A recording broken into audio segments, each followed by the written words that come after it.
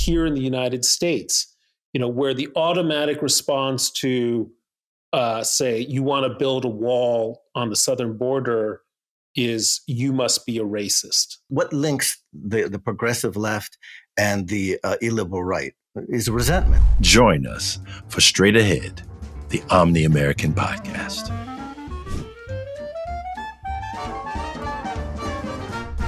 Greetings and welcome to Season 2 of Straight Ahead, the Omni-American podcast.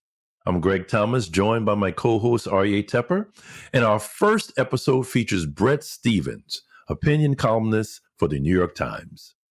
We had a great conversation in which we discussed how and why the United States finds itself in its present political mess. What are the reasons that so many people have for supporting Donald Trump, and why it's important to understand those reasons, and why is a robust political center essential for the future health of American democracy. We also discussed the work of the excellent political philosopher Danielle Allen, who Bret thinks would be a great presidential VP. We venture into the true radicalism of the American experiment and issues concerning Israel, such as, is Israel a settler colonial state? Is it attempting to commit genocide against the Palestinians? And how to confront political Islam and the fate of Bibi Netanyahu are also topics we pursue. Welcome to Straight Ahead, the Omni-American podcast. I'm Greg Thomas, joined by my co-host Aryeh Tepper, and today we are very happy to welcome to our program Bret Stephens of the New York Times. Welcome, Bret. Good to be here, Greg. Okay, now we are going to start with our focus on domestic issues, which is one of the beats that you have, and then go to global or foreign. And you also talk about cultural issues. So I got a feeling that we're going to have a wide-ranging discussion today, and we really appreciate you joining us. It's a pleasure to be here. Okay.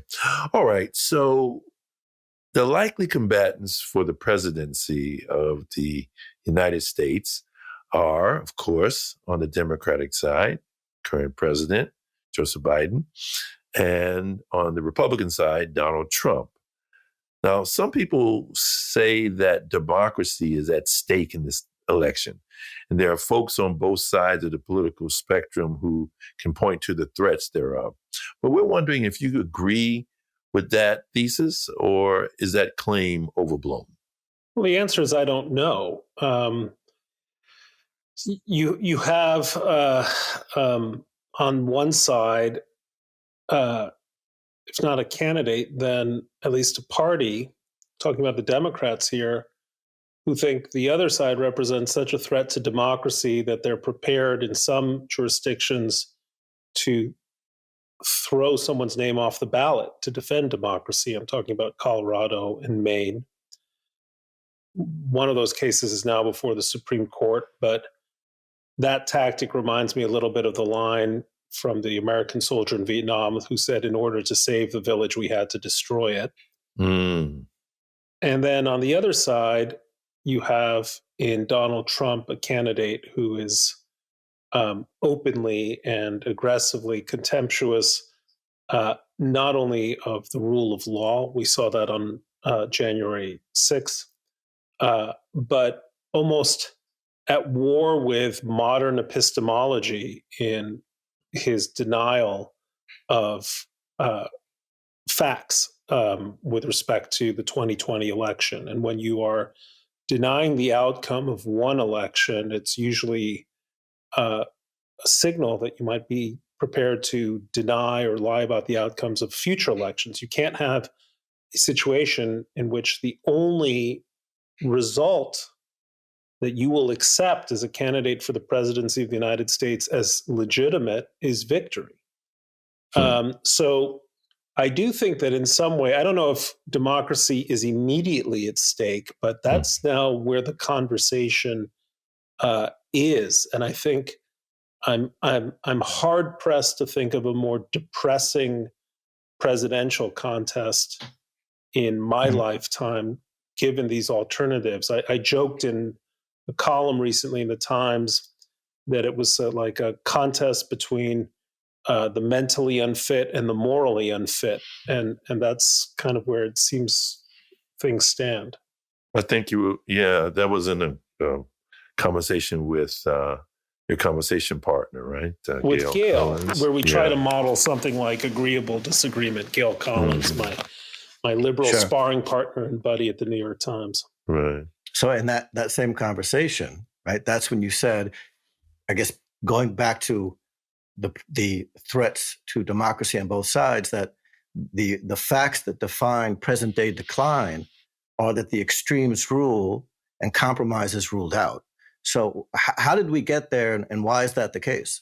Well, great and difficult question. I mean, I've said this in other contexts, that in a healthy democracy, the fringes bend toward the center, and in unhealthy democracies, the center bends to the fringe.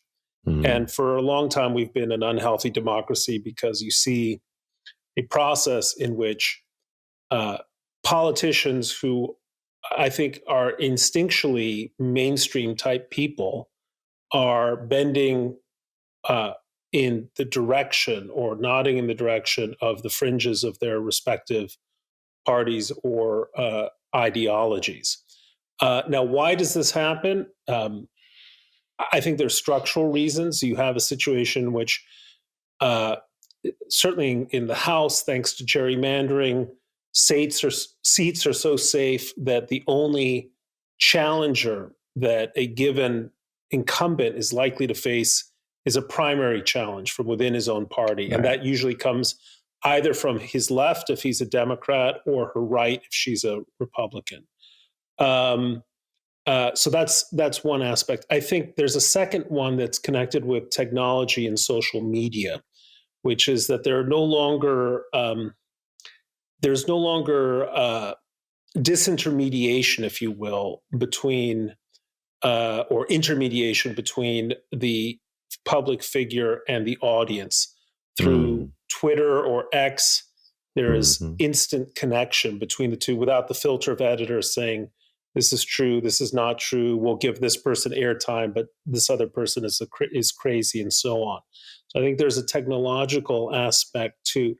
But the third is, I think, socio-cultural economic, and hard to disentangle each of these, which is that, well, let me put it this way. There is a wide and growing gap between people's expectations for how their life should be and what they're getting. And that has created a welter of resentment and anger. I think that's pervasive, that explains why politicians kind of appealing to people's angrier instincts are finding such a receptive audience. That plays back to a very deep critique of the modern project as a whole, which seems to be perhaps emerging at the surface, which our friend Friedrich Nietzsche pointed back to, which is that one of the fundamental energies of the modern project is resentment. Ressentiment. And that, that's now really, now and you're seeing that. We're getting deep fast here. Oh, geez, that's what we do here, man. But I think what the difference is, you can see it, that you have on the left, what links the progressive left and the illiberal right is resentment. You've got resentments on both sides, and a center that really has to find an answer to that, has to find a kind, and I think one of the problems that we've had is we have an incompetent center. We have a center that responds to every challenge by saying, they're crazy, they're stupid, the facts don't bear them out, I have data that proves they're wrong, this kind of thing. Right. Before I moved to Israel, I lived in Brussels for a while. And I got to know European politics covering it for the Wall Street Journal.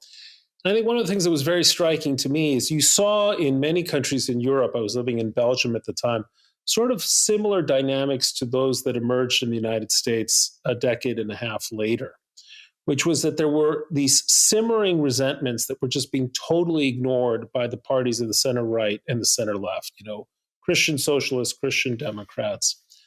And if you chose, or if you felt out of harmony, out of step with those centrist parties, you either kept your views to yourself, or you went to these parties that had genuinely bigoted aspects to them.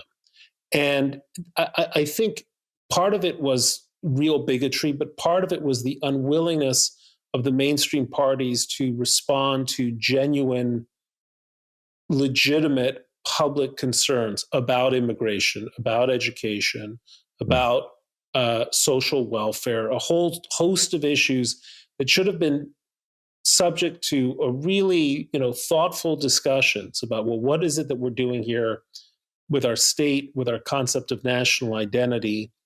And instead, these issues kind of got tossed to the sidelines where they festered. And then you saw it again here in the United States, where the automatic response to, say, you want to build a wall on the southern border is you must be a racist.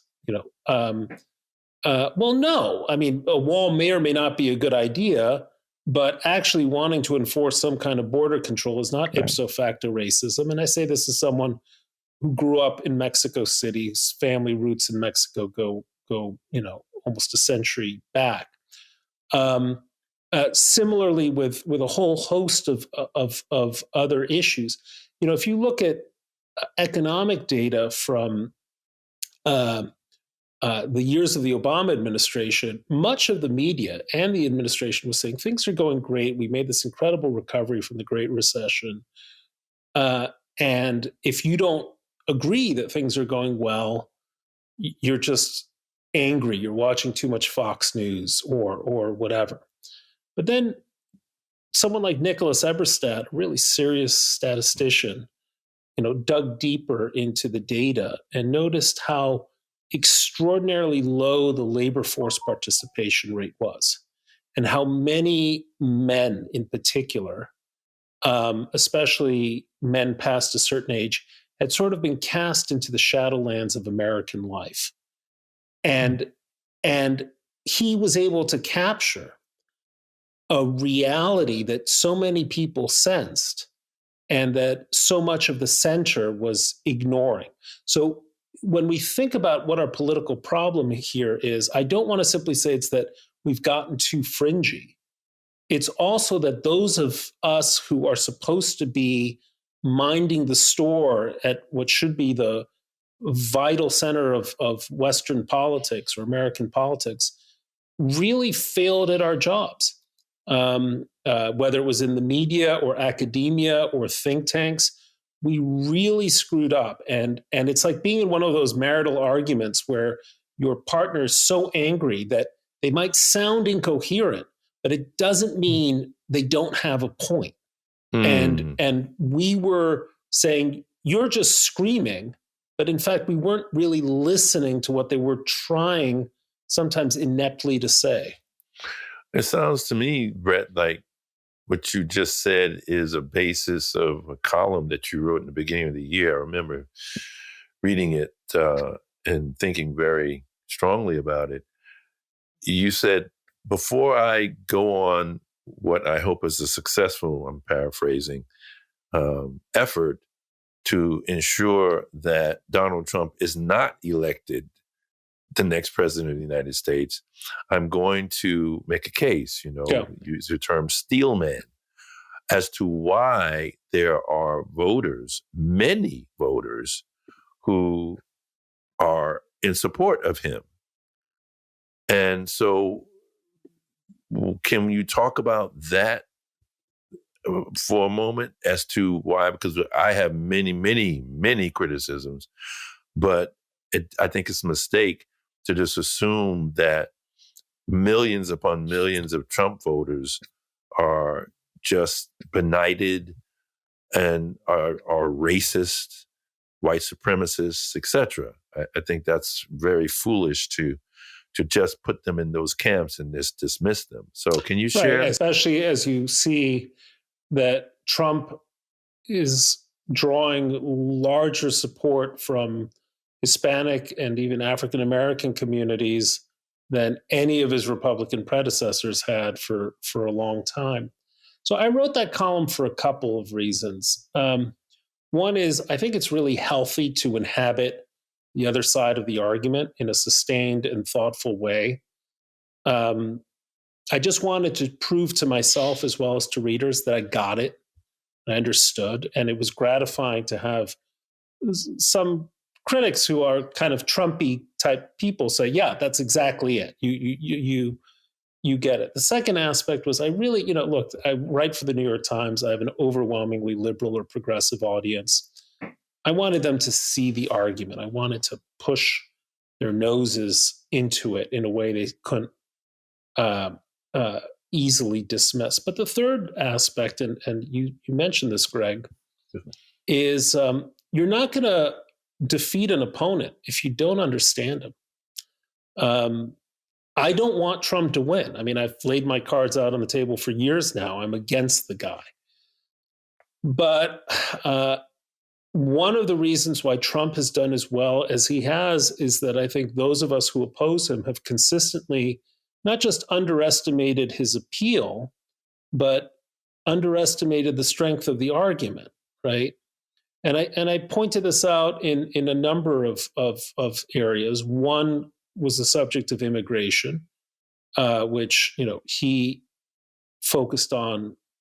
I mean, that was the signature line of his campaign, and it was absolutely crucial to say that.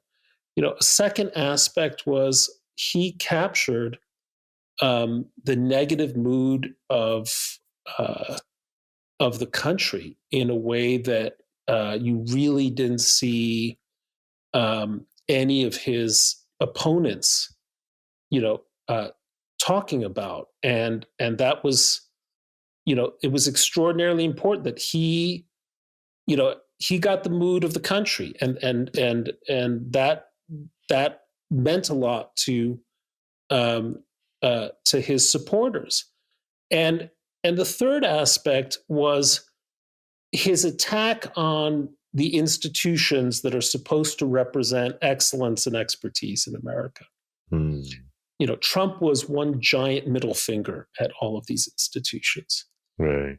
And people sensed correctly that there was something wrong with these places, whether it was the CDC or Harvard or whatever, or the New York Times, the mainstream media, that a lot of what these institutions represented wasn't impartiality and virtue. It was sort of partisanship and self-dealing.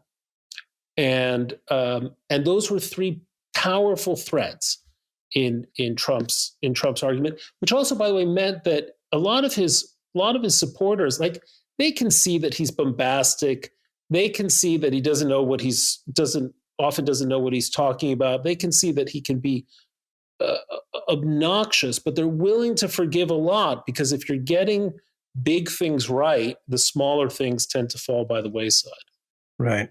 How in this picture does the Russia picture fit in? Well, the fact that you had a 3-year or so witch hunt that turned out to be, I mean, without any serious basis, was a gift to Trump. It's a huge gift to Trump. And to the extent that I, in some ways, and I've apologized for this in public, participated in that witch hunt because, I figured if there's smoke, there must be some fire somewhere. We did him both a disservice and a service. It seriously hampered his presidency for the first couple of years. It tagged him with allegations that were false and defamatory and would hurt any of us if, I said, well, Aryeh, I heard from some bird on the wall that you like, getting hookers to piss on beds. I have no corroboration, but I just have the suspicion that you seem like the kind of guy who would like that.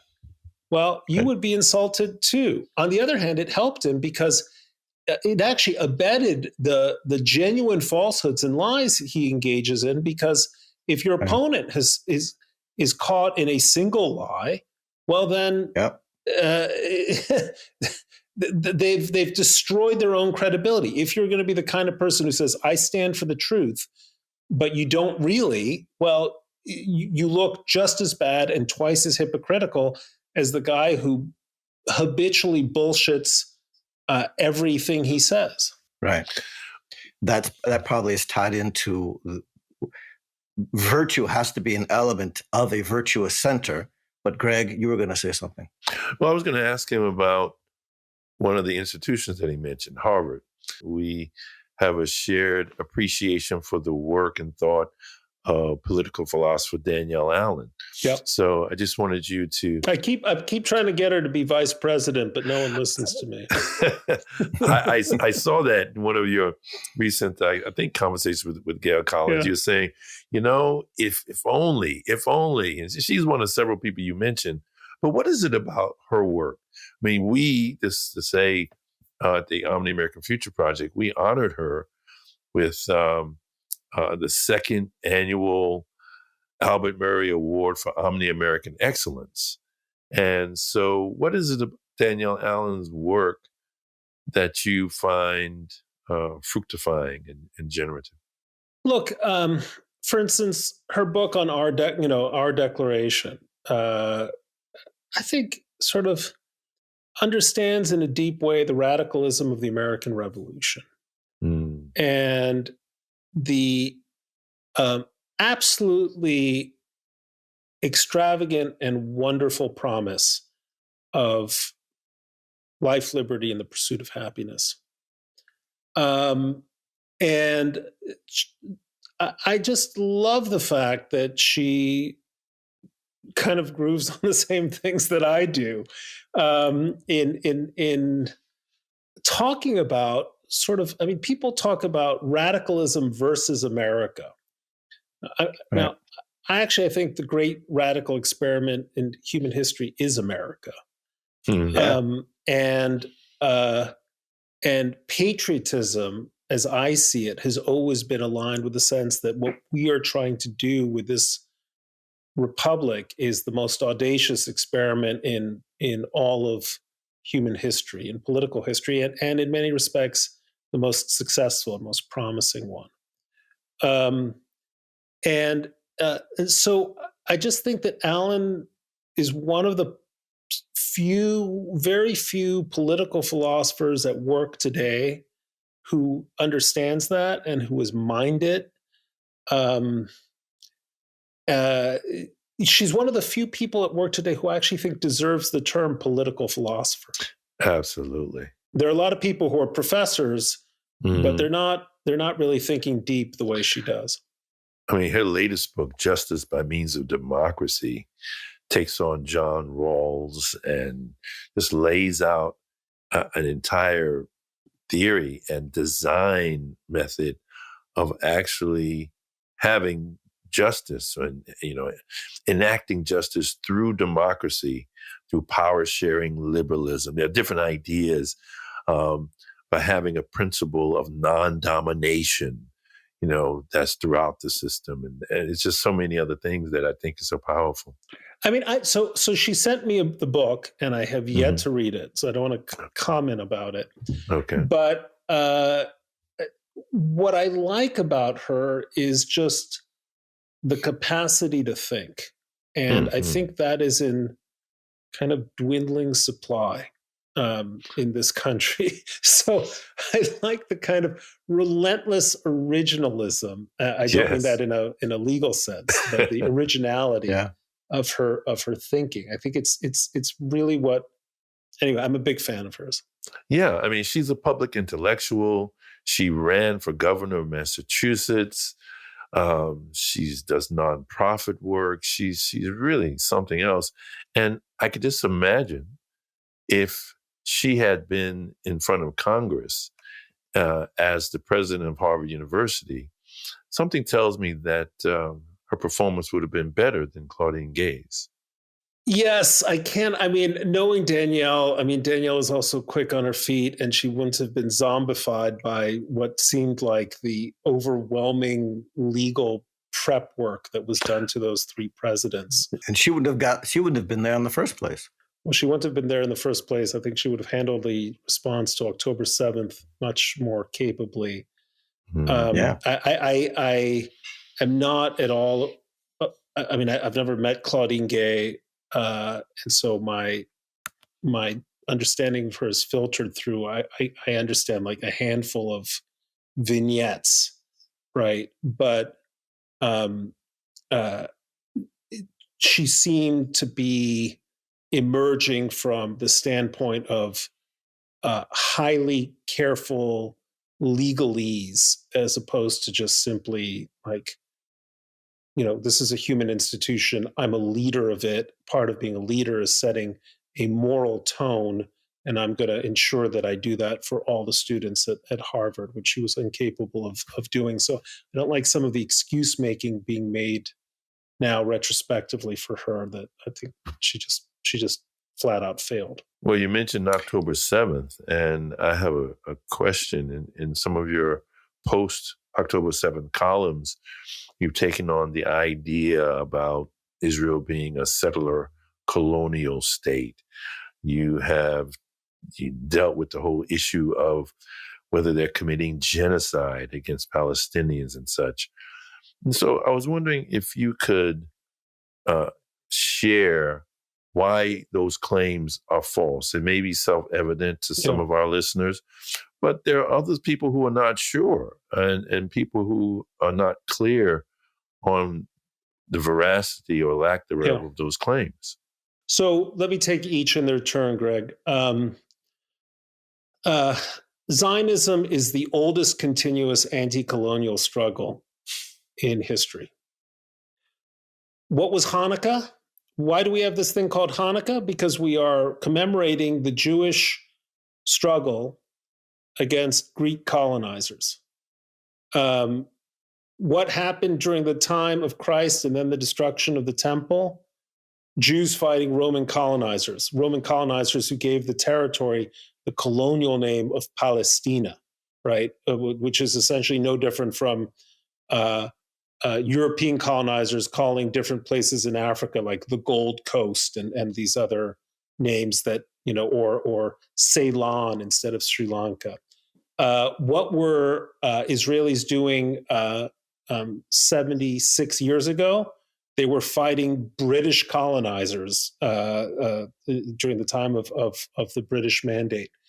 So the suggestion that Israel is a colonialist enterprise, that Jews returning to land which they had continuously inhabited and of which they are the oldest inhabitants. I mean, you can say maybe there were Canaanites even before then, but I don't know where the Canaanites are, and I don't know where the Romans are, and I don't know where the Seleucids are, and I don't know where the Ottomans are, but I do know where the Jews are.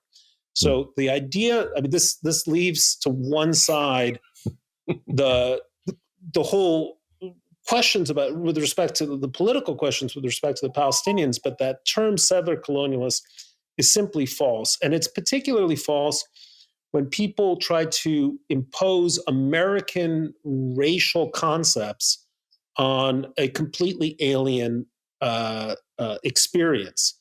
If you look at pictures of the war in Gaza, the only Black people you see are Israeli soldiers. That is to say, Israeli Jews of Ethiopian descent who see themselves, and I was just in Ethiopia a year ago or last May, who see themselves as descendants of the union between King Solomon and the Queen of Sheba.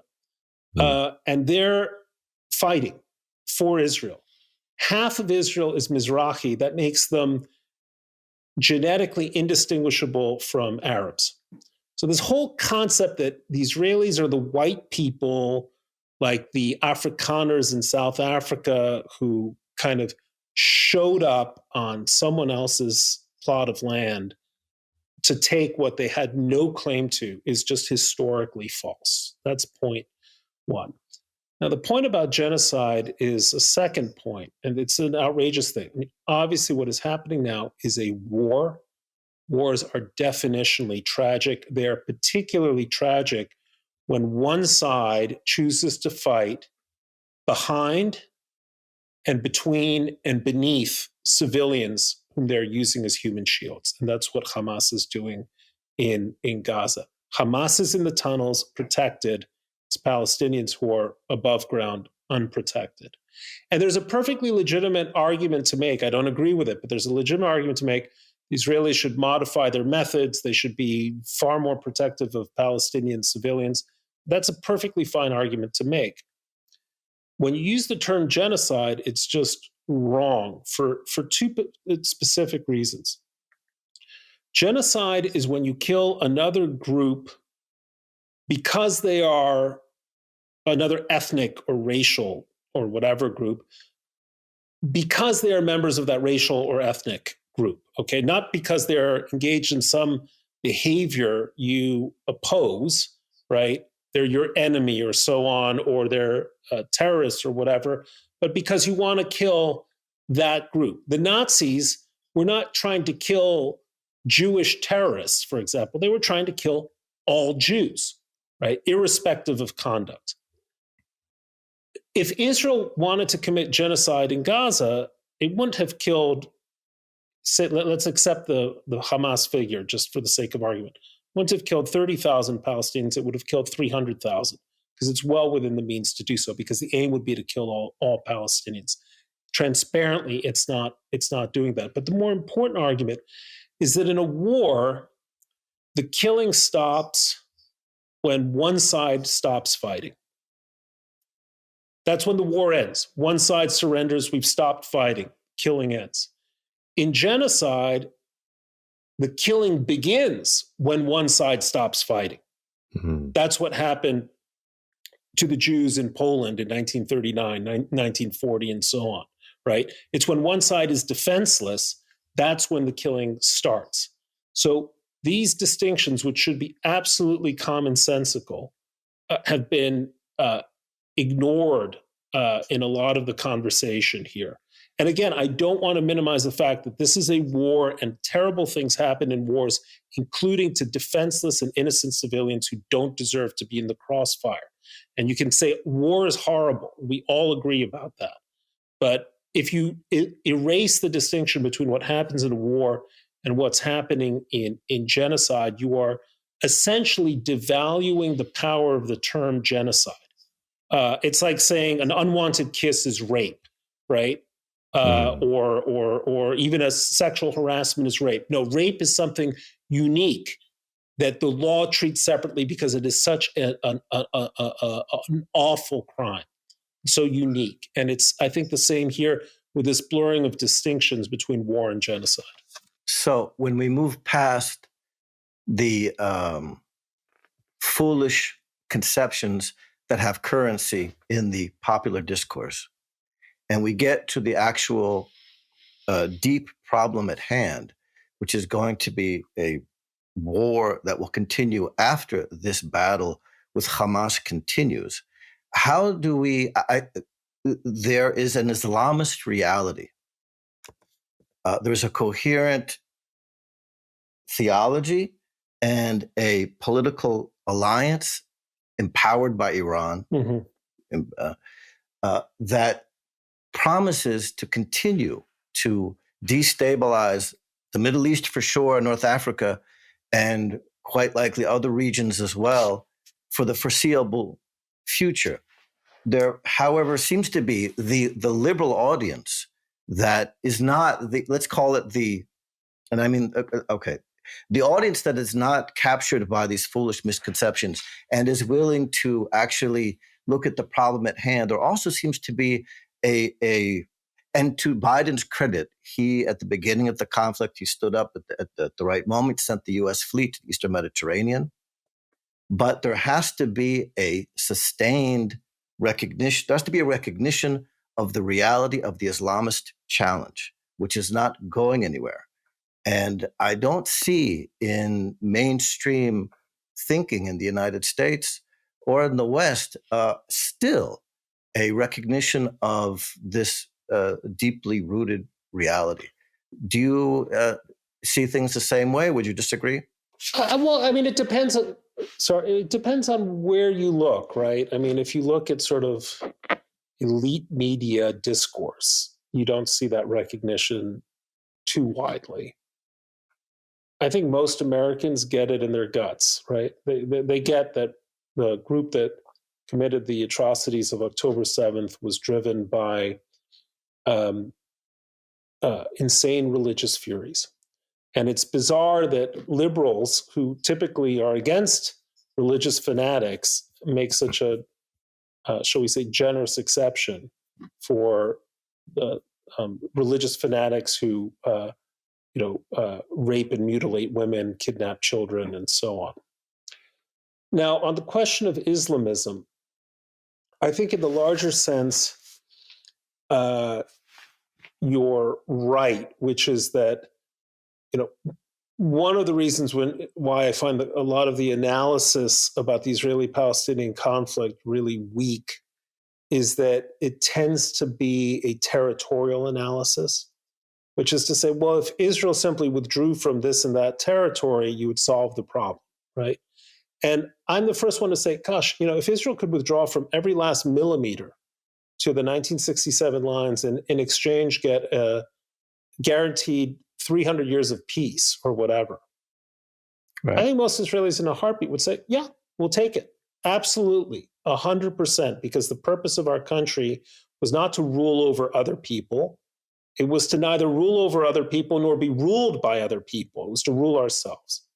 And a lot of Israelis feel that they were thrust into the tragedy of their conflict with the Palestinians, not because they wanted to do it, but because one side just wasn't willing to, the Arab side wasn't willing to live with a state of Israel in any border, right?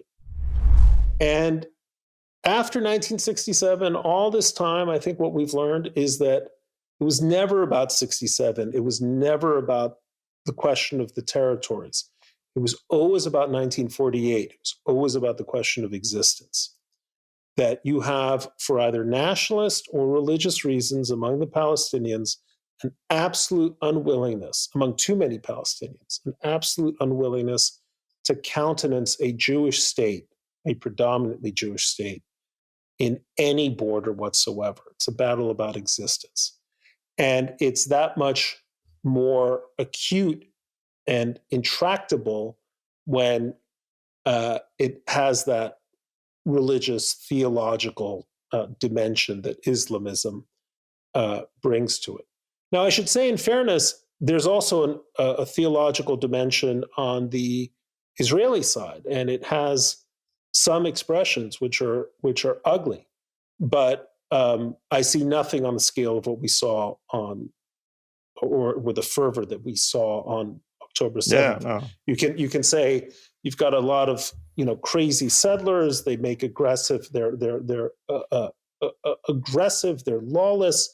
All of those criticisms, again, completely fair, but nothing like what you saw from Hamas, because what Hamas wanted to do wasn't just October 7th. They wanted to keep going October 8th, October 9th, October 10th, until they wiped out every Israeli, every Jew that, and actually not just Jews, Muslims, Israeli Muslims too, that they could find. One point, Ari, that I should stress is just because it's the challenge essentially is religious dogma, extreme Islamism, doesn't mean it's insoluble. The United States faced the challenge of Nazism, a totalitarian death cult taking over Germany between 1933 and 1945. And what solved it wasn't like, peace camps between Nazis and Americans, like learning to master their differences.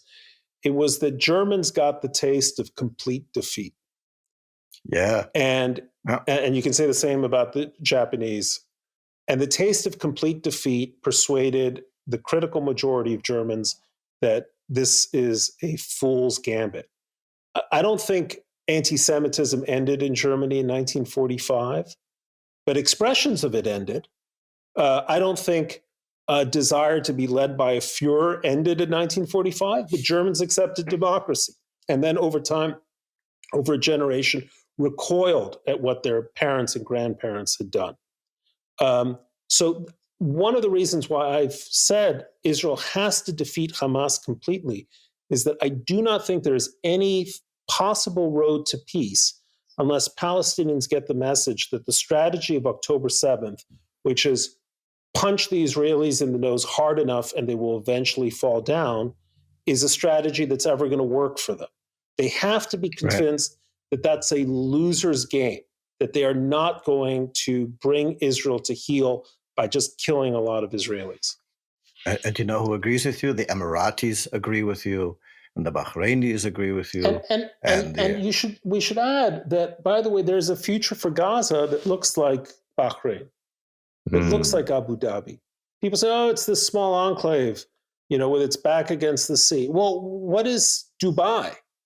I mean, Dubai is desert on one side, uninhabitable, and a sea on the other side. And Gaza has the opportunity. It's a Mediterranean port. There is no reason Gaza has to be what it is, except that Hamas diverted billions of dollars that could have been used to build schools, invest in education, open the society up.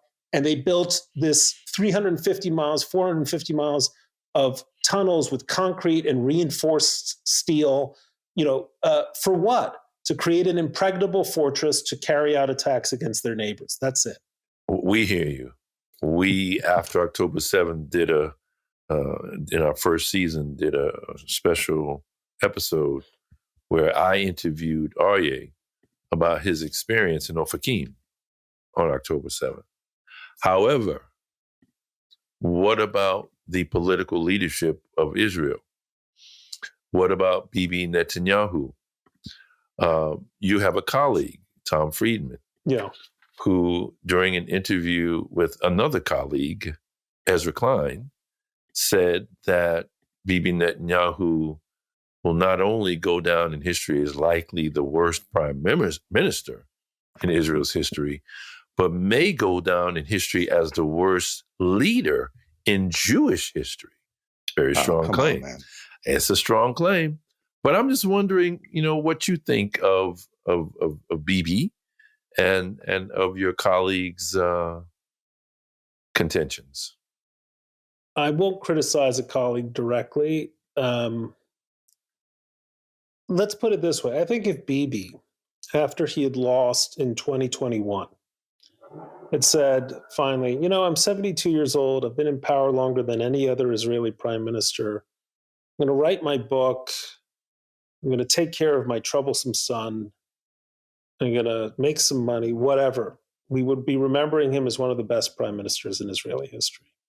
A guy who transformed the Israeli economy. When I lived there 20 odd years ago, people compared Israel to Argentina. Before October 7th, people were comparing Israel to Singapore or Switzerland. The transformation economically was astounding. When I was there, the idea of peace between Israel and the UAE was unthinkable. 2021, it was a reality. But, there's the joke, I won't go into it, but the punchline is, I screw one sheep. Bibi made a mistake that is so calamitous. When you and I, when the three of us have a chance to go and have a drink somewhere, I'll tell you the joke. People who know will get it. I think I might know it. But and what was that mistake? He decided that it was in his interest for Hamas to remain in power in Gaza. I interviewed him in 2009, and he said, the main thing is we got to get rid of Hamas in Gaza. We can't remain. But they served his interest because his interest in having Hamas in Gaza, it was his way of saying we're never going to have a Palestinian state because look at what Hamas is in Gaza.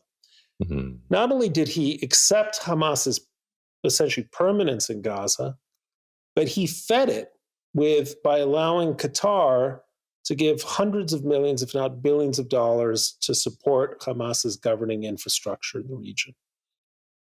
And then finally, and I think that I speak for many Israelis, on the morning of October the 6th, where was the Israeli army? It was in the West Bank. And why was it in the West Bank? In part because of extremist figures in Bibi's cabinet, Itamar Ben-Gvir and Smotrich, they were worried about a third intifada beginning in the West Bank. So the Israeli army was heavily deployed in one sector and absent from the sector where Israelis were exposed. And I think those three things are so damning that they will permanently tarnish is too weak a word. They will destroy Bibi's reputation in history, no matter what happens now on from going forward. People say, gosh, when you're pro-Israel, people who are pro-Israel are always defending they're always defending every Israeli leader. That's such garbage. Anyone who goes to Israel knows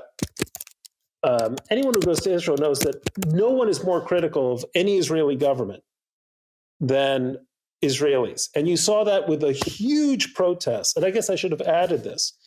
The decision by Bibi to go for a judicial reform that he didn't really need split the country in a way that I think is unforgivable in Jewish politics. And I'll just say this. Jewish politics are a little bit different from the politics, I think, of other nation states, because there's something about Israel, maybe because it's so young or because of the historical experience of the Jews, but it's not just a political system, it's a family. At some level, if you're not related to someone, you fought in the same unit, your sister's married to that guy's cousin, even when you hate each other, there's a kind of a sense that it's in the family. And so Israeli politics have to be driven by consensus to a greater degree than they're driven, say, here in the United States, country of 340 million people or so. And he failed that test. So maybe Tom is right. I don't know if I want to say the worst ever. There have been some bad ones, but definitely not among the best.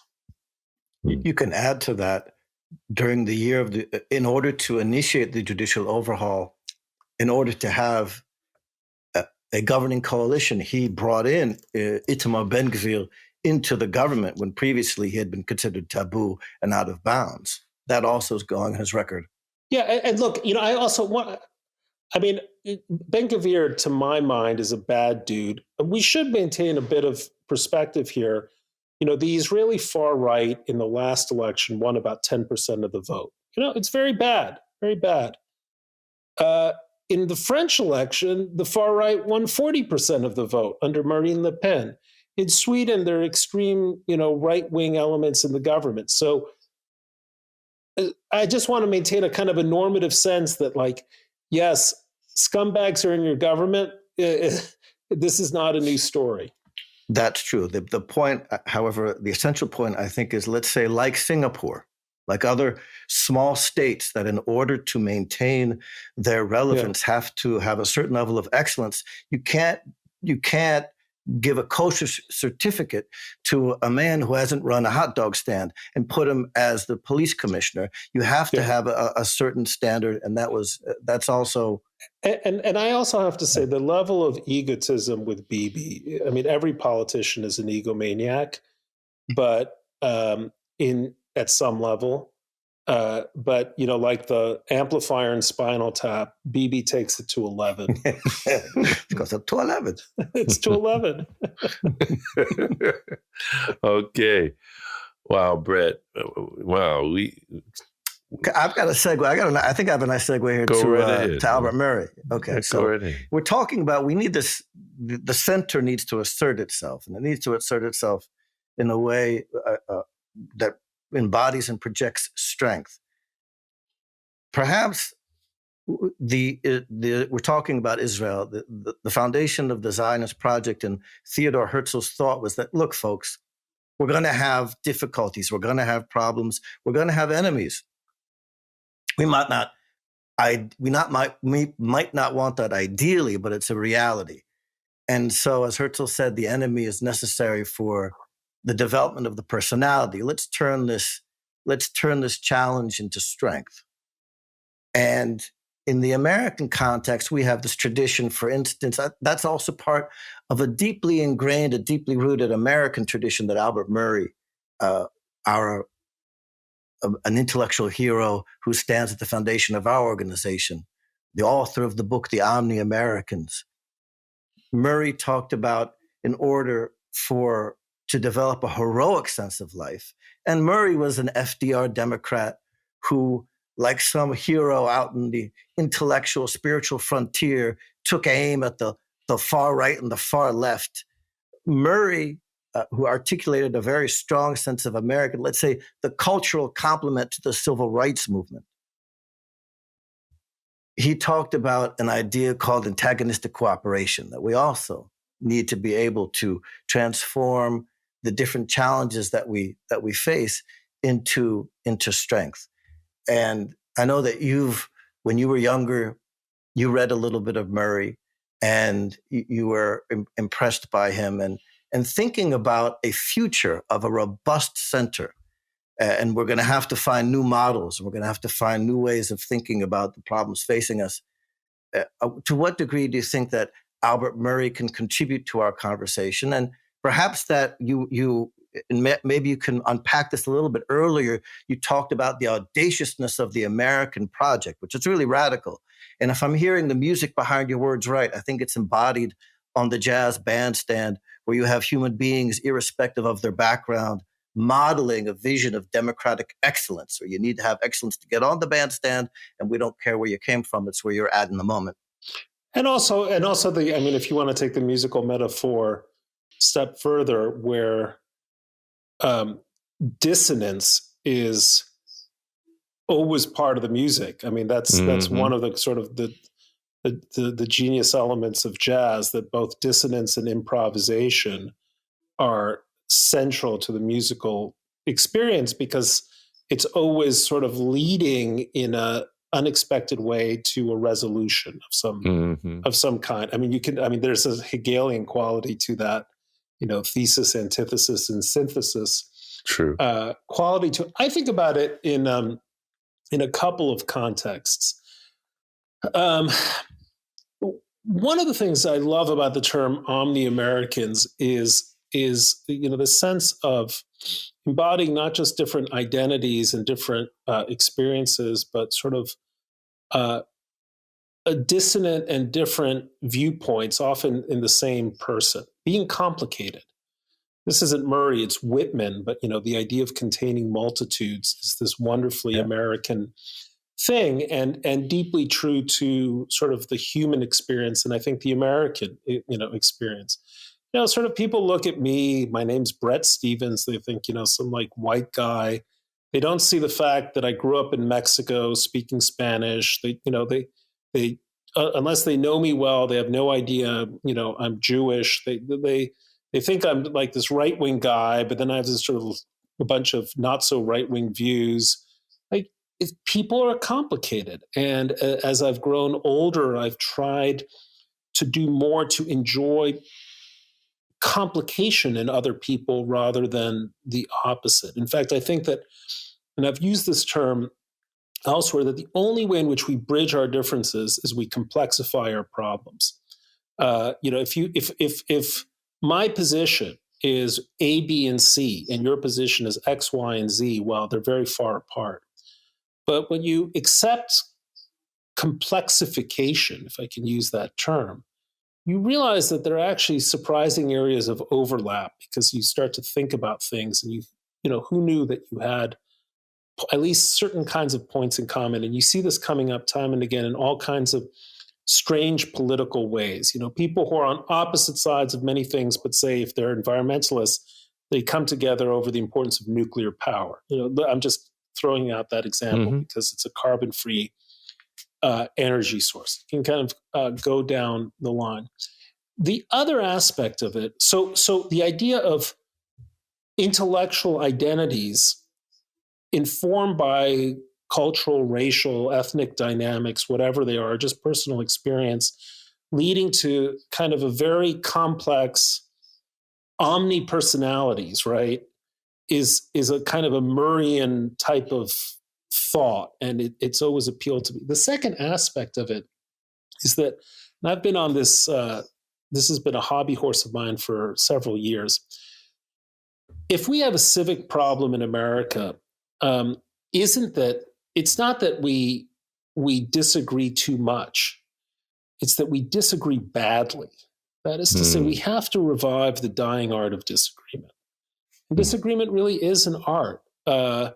It requires, as a first step, the ability to comprehend what someone else thinks. This goes back, Greg, to your question about why I went to the effort to really think through the Trumpian position, because I wanted to show I can disagree with it because I understand it. I get a lot of comments on my columns, and it's almost always the case that, not always the case, but often the case where I'm like, you're not even wrong. You're not even seeing the point I'm trying to make. And so your disagreement is just, it doesn't even reach the baseline level of being a point of contention. If we want a healthier democracy, we have to work towards being able to disagree capably. And we disagree capably when we think deeply about what other people are saying at a complex level, often not just what they're saying, but what they're trying to say. And doing so with a certain degree of generosity and empathy, that they might have an experience that's valid and a point that's valid. And so that's what, this term Omni-Americans, I think it's such a resonant, fabulous expression, not just to explain America as a kind of this multiracial, polyglot, combination in strange ways of all kinds of humanity, right? But also a frame of mind, a term of reference that makes life richer and more interesting. Which is why when, you guys invited me to something called the Omni-Americans, I was like, I'm in. Well, I tell you, I don't think there's a better place for us to bring our conversation to a close. Bret, we thank you so much for joining us and for being with us here on Straight Ahead, the Omni-American podcast. It's an honor, a real pleasure. Thank you for watching us on Straight Ahead, the Omni-American podcast. Subscribe today and fight for a future in which the many join as one against bigotry.